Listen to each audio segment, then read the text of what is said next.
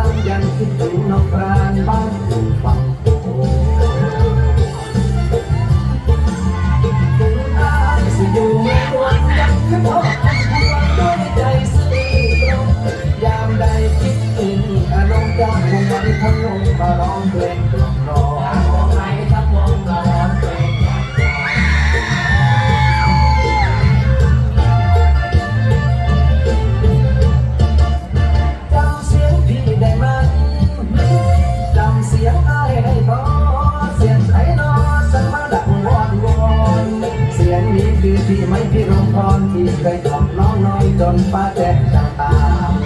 จังตามป้าแจ๊กจังตามกระซังเจ้าบ่น้องกระซังที่น้องยกนั่งเป่าต้นเจ้ากะไลยุ่งน้ำขังมุ้งจนหูเธอตาสักคนหน้าน้องทำเสียกันที่น้ำตา